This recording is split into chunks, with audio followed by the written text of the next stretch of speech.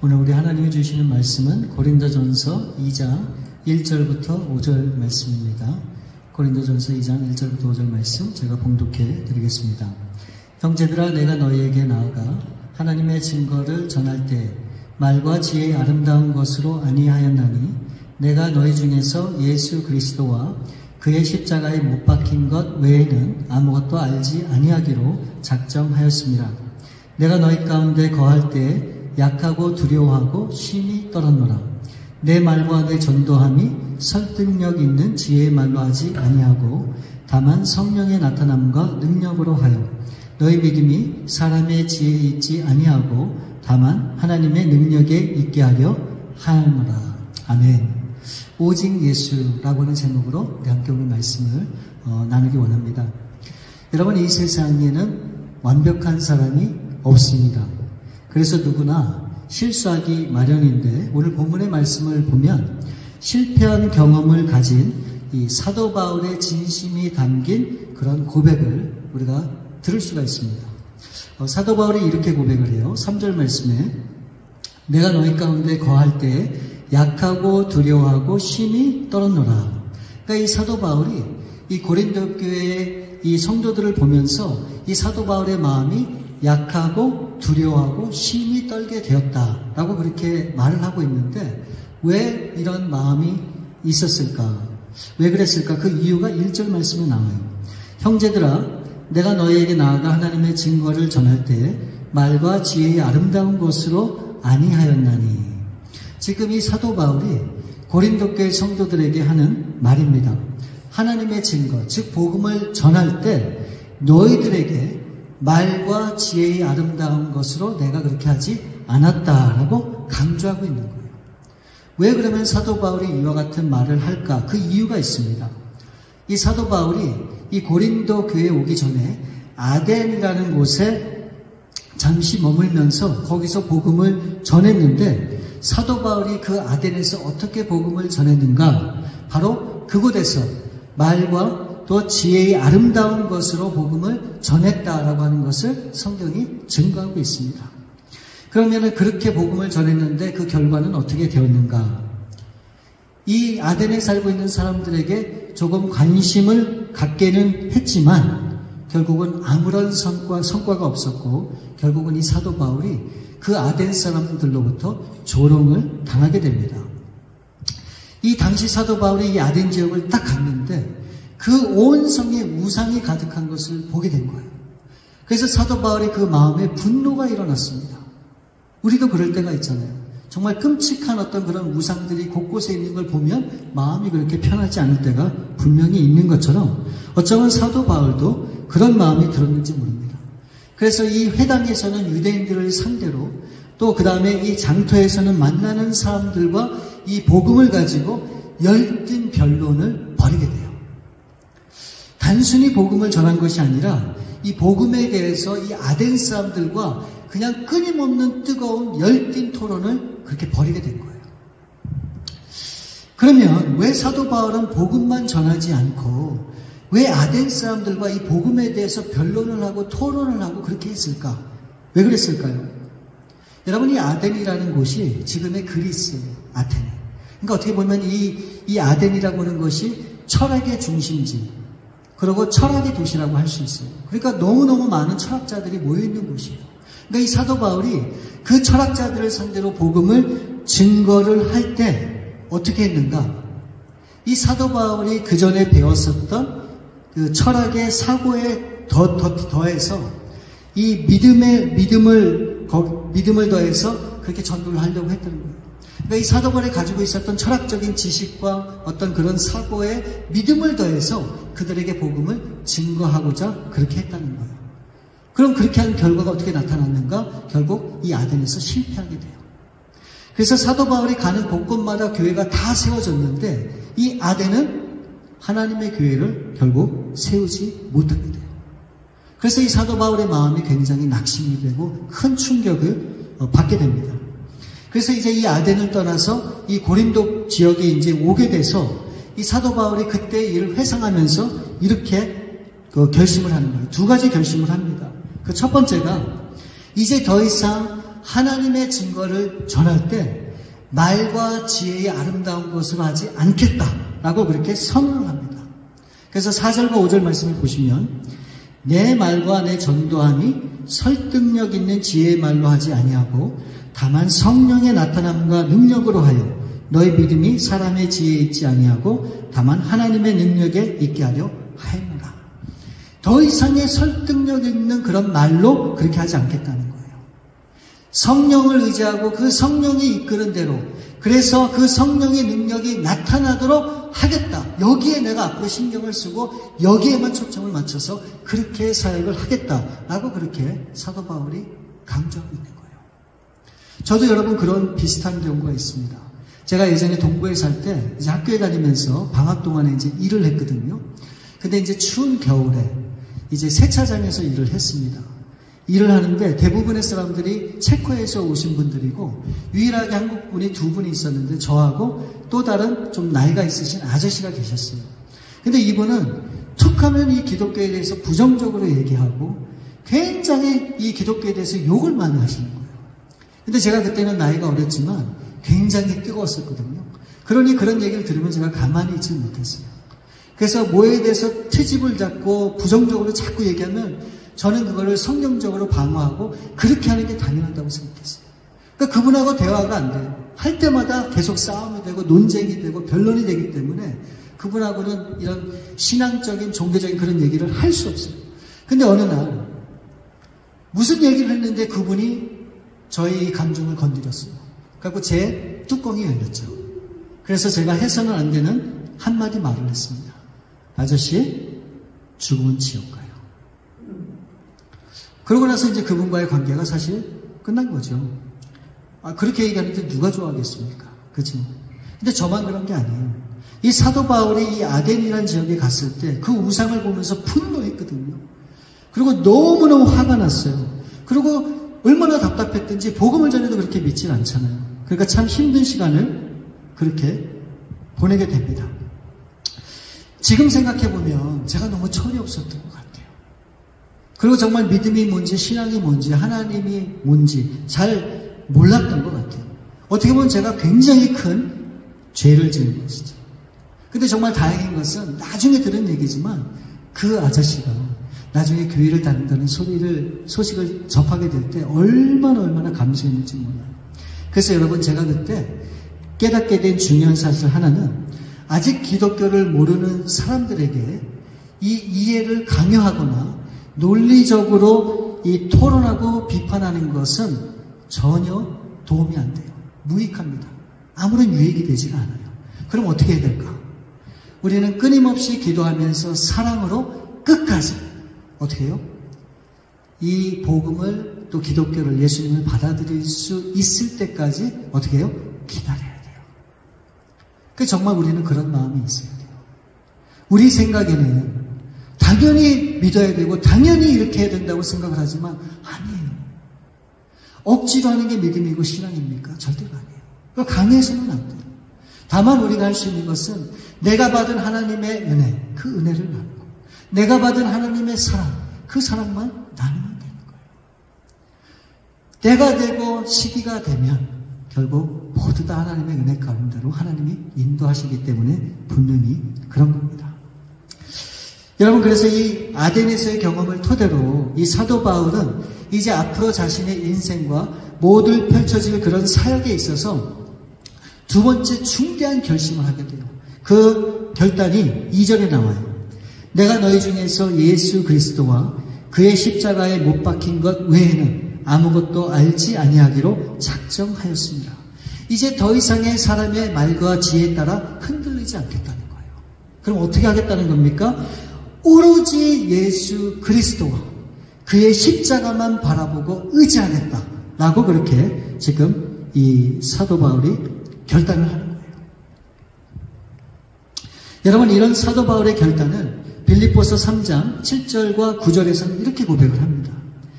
그러나 무엇이든지 내게 유익하던 것을 내가 그리스도를 위하여 다 해로 여길 뿐더러 또한 모든 것을 해로 여김은 내 주 그리스도 예수를 아는 지식이 가장 고상하기 때문이라.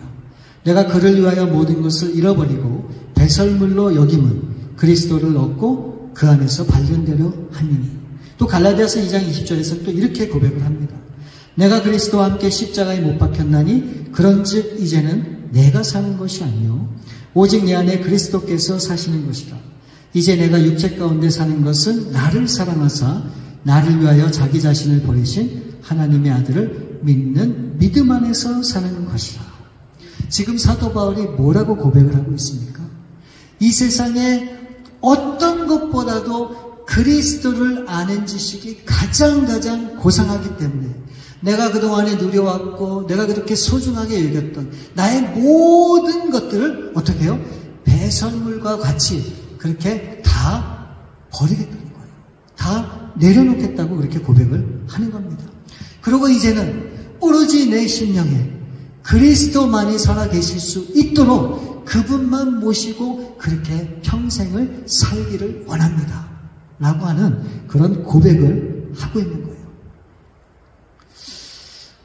여러분, 이 사도 바울에게 있어서 이 아덴에서의 이 복음을 전할 때의 그 실수가 도리어 이 사도 바울의 믿음과 신앙을 돈독해 하는 그런 계기가 됐다고 하는 사실을 우리는 기억을 해야 돼요. 여러분, 실수하면 그 실수를 통해서 우리가 배우는 게 있어요. 근데 세상에 많은 사람들도 그렇고 우리 기독교인들은 나의 부족한 모습이나 나의 연약한 모습을 조금도 보여주고 싶지 않아요. 완전한 하나님의 사람으로만 인식되도록 그렇게 살기를 원해요. 그러니까 세상에서는 어떻게 사는지 몰라도 교회 오면 다 거룩한 사람처럼 보여요. 하나도 죄를 짓지 않고 완전한 사람처럼 그렇게 보일 때가 있단 말이에요. 여러분, 그거 아니에요. 우리 하나님께서 원하시는 것은 무엇일까? 우리의 부족한 모습을 가지고 와서 이 자리에서 그 하나님 앞에 부족한 것을 고백하고 그것을 드리기를 원하는 거예요. 여러분, 실수하고 잘못했던 것들을 하나님이 용서해 주기를 원하시잖아요. 여러분들이. 어디서 그것을 우리가 경험할 수 있겠어요? 그 자리가 바로 이 자리예요. 그래서 우리의 모든 삶을 가지고 와서 하나님 앞에 드릴 때 하나님께서 이 예배를 통해서 만져주세요. 괜찮아. 그럴 수도 있어. 그리고 우리의 눈물을 닦아주시고 우리의 마음의 위로를 주시고 우리에게 소망을 주시는 거예요. 언제요? 이 자리를 통해서. 여러분, 사도 바울은 아덴에서 정말 그의 삶 가운데 있었던 큰 실책이죠. 그죠? 엄청난 실수를 했어요. 자기 딴에는 그 철학자들을 상대로 복음을 근사하게 전하겠다고 그 철학에다가 믿음을 더해서 복음을 증거하려고 했지만 결국 모든 것이 숲으로 돌아갔어요. 그러니 얼마나 좌절하고 실망을 했겠어요. 우리가 이것을 통해서 우리가 뭘 알 수 있는가? 여러분, 우리 자신을 내세우면 안 돼요. 그냥 있는 모습 그대로를 가지고 온전한 복음만 전하기를 원하는 것이 우리 하나님의 뜻이라고 하는 거예요. 결국 이걸 통해서 사도 바울은 배운 게 많잖아요. 그래서 그렇게 고백하는 거예요. 이제는 내가 더 이상 실수하지 않습니다. 내 생각, 내 지식, 내 경험, 그거 소용없어요. 이제는 오로지 내 안에 계신 그리스도만 증거하고 그분만 나타내는데 내가 모든 것을 다 쏟아붓겠습니다. 이렇게 고백을 하는 거예요. 여러분, 정말 멋있지 않습니까? 여러분, 오직 예수님만이 사도 바울의 인생의 주인이 되어 거친 인생의 물살을 헤치고 멋진 믿음의 일을 할 수 있도록 그런 계기를 만들어준 것이 이 사도 바울의 실수였다고 하는 것을 우리는 기억을 해야 돼요. 여러분, 사도 바울이 정말 자신의 인생에서 승리할 수 있었던 그 비결, 원인, 그것이 무엇인가? 바로 그것은 이제 더 이상의 다른 것들이 아니라 오로지 예수로 사는 인생을 선택했기 때문에 여러분, 우리 삶에 필요한 것도 바로 그거예요. 내가 의지하는 것들을 가지고 이 세상을 살아가려고 하면 실패해요. 좌절해요. 그리고 한없는 어려움을 겪기도 해요. 왜요? 우리 인생이 평생 동안 좋은 것만, 바라는 것만 이루어지는 것이 아니잖아요. 절망할 때도 있죠. 넘어질 때도 있잖아요. 그렇기 때문에 우리가 예수님을 선택하면 실패해도 기뻐할 수 있고 감사할 수 있는 거예요. 이분 내 몸이 불편해도 오히려 그것 때문에 더욱더 하나님을 의지하게 되고 그 하나님의 은혜를 경험할 수도 있는 거예요. 바로 사도 바울은 그 인생을 선택했어요. 내가 살아가는 내 인생이 아니라 예수로 살아가는 나의 인생. 저와 여러분들도 정말 그런 삶을 우리가 살아야 될 줄 분명히 믿습니다. 그럼 제가 한번 질문을 드려볼게요. 여러분들은 예수님을 정말 믿습니까? 우리는 그렇게 알고 있을 때가 있었잖아요. 예수 믿으면 복 받는데, 예수 믿으면 모든 문제가 다 해결된대, 우리가 형통한데, 모든 육신의 질병이 다 고침을 받을 수 있대, 또 성공하기 위해서, 잘 되기 위해서. 그렇게 예수님을 믿는 사람은 혹시 있는지 모르겠습니다. 근데 여러분, 맞아요. 우리가 예수님을 믿으면 우리가 갖고 있었던 모든 이런 문제들이 다 해결돼야죠. 정리가 돼야죠. 그리고 다시금 예수님 앞에 우리 인생이 새롭게 출발을 하게 돼야 되는 게 그게 마땅한 거 아닙니까? 그렇죠? 당연히 그렇게 돼야죠. 누굴 통해서요? 바로 우리 예수님을 통해서. 근데 우리가 정말 예수님을 믿어야 되는 근본적인 이유가 뭔지 아십니까? 사도행전 4장 12절 말씀을 보면 다른 이로서는 구원을 받을 수 없나니 천하 사람 중에 구원을 받을 만한 다른 이름을 우리에게 주신 일이 없음이라 하였더라. 이 말씀을 보니까 이 세상에 저와 여러분을 구원해준 유일한 이름이 있다고 말씀하고 있어요. 그 이름이 어떤 이름인가? 마태복음 1장 21절 말씀을 보면 아들을 낳으리니 이름을 예수라 하라. 이는 그가 자기 백성을 그들의 죄에서 구원할 자이심이라 하니라. 우리를 구원할 수 있는 유일한 이름, 그 유일한 이름이 바로 예수라고 하는 거예요. 예수. 여러분, 아담이 하나님이 만드신 선악과, 동산의 모든 것은 따먹어도 중앙에 있는 그 나무는 먹으면 안 돼. 근데 결국 아담과 하와가 그 열매를 먹고 어떻게 돼요? 범죄를 합니다. 그래서 결국 죄가 세상에 들어오게 됐는데 그 결과가 어떻습니까? 로마서 5장 12절 말씀을 보면 그러므로 한 사람으로 말미암아, 이 사람이 아담이죠. 한 사람으로 말미암아 죄가 세상에 들어오고 죄로 말미암아 사망이 들어왔나니 이와 같이 모든 사람이 죄를 지었으므로 사망이 모든 사람에게 이르느니라. 제가 지난번에 말씀드렸죠. 우리가 그 피를 받아서 우리의 그 유전이 이게 전해져 가잖아요.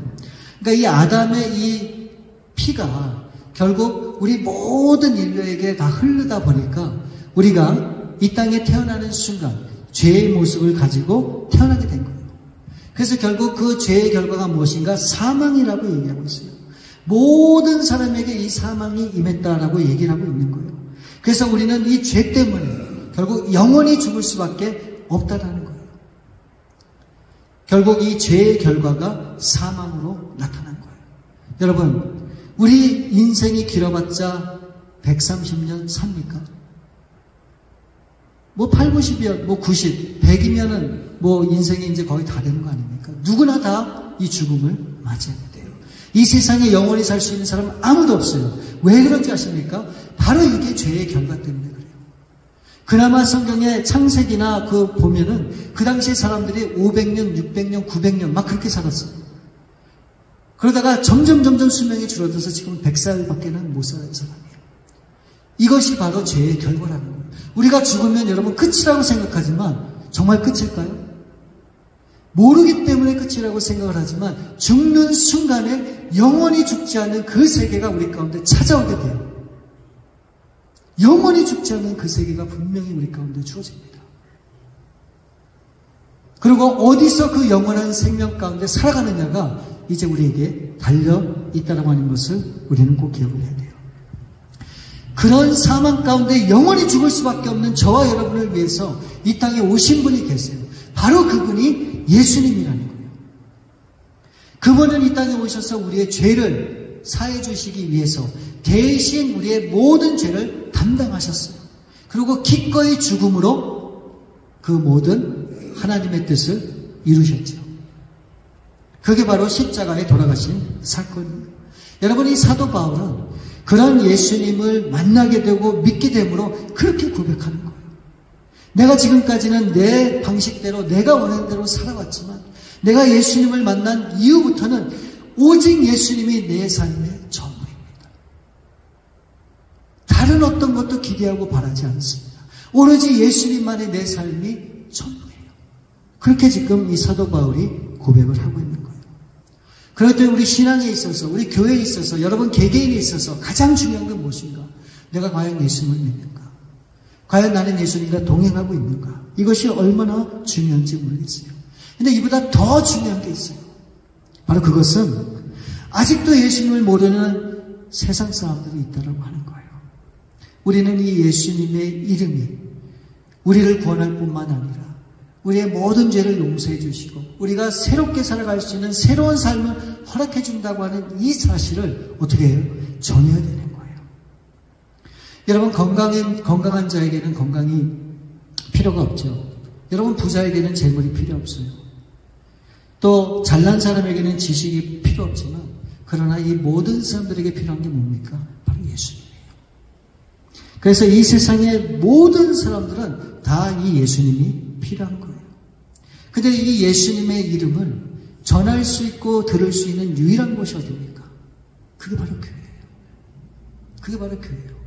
그러니까 이 교회 내에서 가장 높게 높임을 받고 영광을 받으시고 가장 많이 드러내야 되는 분이 누구신가? 바로 우리 예수님이에요. 사람이 아니에요. 사람의 경력이 아니고 사람의 공로가 아니에요. 목사가 아니에요. 어떤 특정한 사람이 아니에요. 오로지 우리의 삶을 이끌어 가시고 우리로 하여금 우리에게 새로운 생명을 주신 그 예수님만이 존귀를 받고 높임을 받아야 돼요. 그게 교회가 되어야 되는 거예요. 저는 그걸 분명히 믿습니다. 그래서 하나님께서 이 교회를 세우시고 여러분 한 사람 한 사람이 교회가 되게 하셨어요. 그래서 여기만 있는 교회가 아니라 세상 밖으로 흩어진 교회로 하나님이 여러분들을 부르시고 여러분들을 통해서 그 이름을 증거하게 하길 원하시는 거예요. 그래서 우리가 세상 밖에 나가서 전도하고 예수님을 증거하고 전해야 되는데 우리 자신을 드러내면 안 되는 거죠. 내 안에 계신 그 예수님만이 이 세상 가운데 증거되고 나타나도록 그 예수님만이 높임을 받을 수 있도록 그렇게 해야 되는 거예요. 그래서 우리가 간증을 할 때도 조심스럽게 해야 돼요. 내가 드러나면 안 돼요. 내 모습이 드러나면 안 돼요. 오로지 나를 통해서 내가 어떻게 변하고 내 삶이 어떻게 참 자유와 기쁨을 얻었고 내가 얼마나 행복하고 즐거운 모습으로 살아가고 있는지를 이 모습을 전해야 되는 거예요. 누굴 통해서? 예수님을 통해서. 그래서 사도 바울이 그렇게 얘기하는 거예요. 내가 이제 다시금 전도를 할 때 더 이상의 하나님의 증거를 나타내기 위해서 이제 다른 말을 하지 않겠다. 그렇게 고백합니다. 내가 얼마든지 내 지식과 내 학식을 자랑하고 내세울 수 있지만 그렇게 하지 않겠다는 거예요. 오로지 십자가만 드러나고 예수님만 드러날 수 있도록 내가 그것만 증거하고 전하겠다라고 사도 바울이 그렇게 고백을 하는 거예요. 여러분 성경은 예수님을 설명하라고 그렇게 얘기하고 있지 않습니다. 또 예수님을 배워야 한다고 그렇게 말씀하고 있지도 않아요. 우리는 많은 때에 우리 형편과 사정에 맞게끔 예수님을 해석하려고 합니다. 잘못된 거예요. 오직 우리가 해야 될 것은 예수님을 믿어야 돼요. 믿어야 돼요. 바로 그 예수님이 우리 가운데 계실 때 비로소 우리를 통해서 모든 기적이 일어나고 사탄 마귀가 떠나고 모든 것이 고침을 받고 우리의 삶에 놀라운 기적과 역사들이 일어나게 되는 거예요. 누구 때문에? 바로 예수님의 이름 때문에. 그래서 우리가 진정한 소망을 가지고 기쁨을 가지고 구원을 얻고 영원한 생명을 누릴 수 있게 되는 겁니다. 여러분 사도행전 3장 말씀에 보면 어느 날 예수님의 12제자 중에 2명인 베드로와 요한이 이제 기도하러 성전에 올라가요. 올라가던 중에 평생 나면서부터 걷지 못했던 그런 구걸하는 사람을 만나게 됩니다. 그래서 베드로와 이 요한이 그 구걸하는 사람을 보고 오른손을 잡아 일으키면서 그렇게 담대히 선포합니다. 은과 금은 내게 없지만 내게 있는 것으로 내게 주노니 나사렛 예수 그리스도의 이름으로 일어나 걸으라 했을 때 어떻게 됩니까? 그 평생 걷지 못했던 그 사람이 일어나서 뛰기도 하고 걷기도 하는 거예요. 엄청난 기적이 일어난 것이죠. 어떻게 이런 일이 가능합니까? 바로 예수님의 능력 때문에 그래요. 로마서 10장 13절 말씀에 보면 누구든지 주의 이름을 부르는 자는 구원을 받으리라. 주의 이름을 부르기만 하면 구원을 받게 되는데 여러분 구원을 받는 사람에게 일어나는 그 기적 그거는 사실 아무것도 아니에요. 예. 우리가 그 예수님의 이름을 의지하고 부르짖기만 하면 구원뿐만이 아니라 우리의 삶에 필요한 모든 것들을 채워주시고 역사하시는 분이 바로 우리 예수님이라고 하는 사실을 우리가 분명히 믿어야 되는 겁니다. 그러므로 우리가 붙잡아야 될 유일한 이름, 그 이름이 뭡니까? 바로 예수님입니다. 여러분, 그 예수님이 이 땅에 태어나신 날이 바로 성탄절이에요. 그럼 우리가 성탄을 대하면서 얼마든지 찬양하고 성탄 캐롤을 부르고 기뻐하고 여러 가지 할 수 있겠죠. 그러나 우리가 진정 예수님이 이 땅에 오신 분명한 이유를 모른다면 사실 그것조차 아무런 의미가 없을 거다. 저는 그렇게 생각을 합니다. 여러분, 어제나 오늘이나 내일 영원히 변함없으신 분이 예수 그리스도시라고 분명히 성경은 말씀하고 있습니다. 바로 그 예수님이 저와 여러분의 주인이 되시고 그분이 여러분 심령 속에 여러분의 삶을 이끌어 가실 때 정말 여러분은 예수님의 놀라운 능력과 기적을 경험할 수 있을 거예요. 바로 그 예수님이 여러분의 삶의 중심이 되는 그런 귀한 성탄절이 될 수 있기를 우리 주님의 이름으로 축원을 드립니다. 우리 이 시간에 함께 기도하기 원합니다.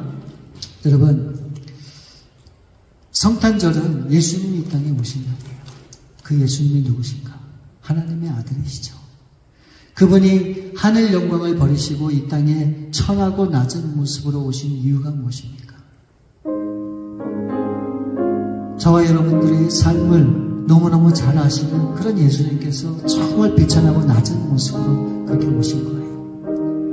우리가 그 예수님을 믿고 마음에 영접할 때 우리 가운데 놀라운 하나님의 역사와 그런 기적들이 분명히 나타나게 됩니다.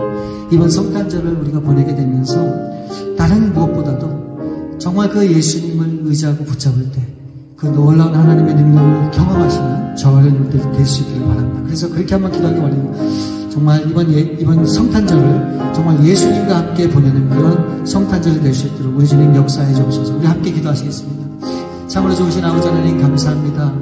놀라운 하나님의 사랑과 은혜로 저희들을 이끌어 주시고 또 우리를 구원하기 위해서 이 땅에 예수님을 보내주셔서 그 예수님과 더불어 영원한 생명을 누릴 뿐 아니라 정말 우리에게 필요한 정말 각종 은혜와 또 은사와 기적들을 경험할 수 있도록 우리 예수님을 이 땅에 보내주시는 하나님 감사드립니다. 오 하나님, 정말 다시금 그 예수님 앞에 우리의 삶을 드리고 그 예수님만을 의지하고 그 예수님을 초청하고 오 하나님, 이번 성탄 정말 그 예수님과 함께하는 귀한 시간을 통해 다시 한번 우리 예수님 놀라운 영광을 전해 드릴 수 있도록 주님, 참으로 좋으신 아버지 감사합니다.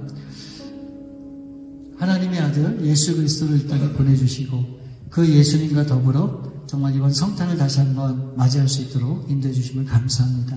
하나님, 정말 들뜬 마음에 우리의 마음이 여러 가지 분위기에 그렇게 좌지우지 될 수 있는 이런 때에 더욱더 우리 예수님을 바라볼 수 있게 도와주셔서 그 예수님과 함께 보내는 귀한 성탄을 맞이하고 그래서 정말 그 예수님의 놀라운 능력을 우리가 경험하고 기적을 경험할 수 있도록 하나님 이끌어 주셨기를 원합니다. 그래서 이번 성탄이 그냥 연애 때와 같은 그런 성탄으로 지나가는 것이 아니라 이번 성탄절을 통해 다시 한번 예수님이 내 안에 계심을 확인하고 그 예수님과 함께 이제 놀라운 일들을 감당해가는 그런 우리 귀한 성도님들 다 될 수 있도록 우리 주님 함께해 주옵소서. 모든 것을 우리 주 앞에 감사함을 드렸고 우리 거룩하신 주 예수 그리스도 이름으로 기도하옵나이다. 아멘. 아멘.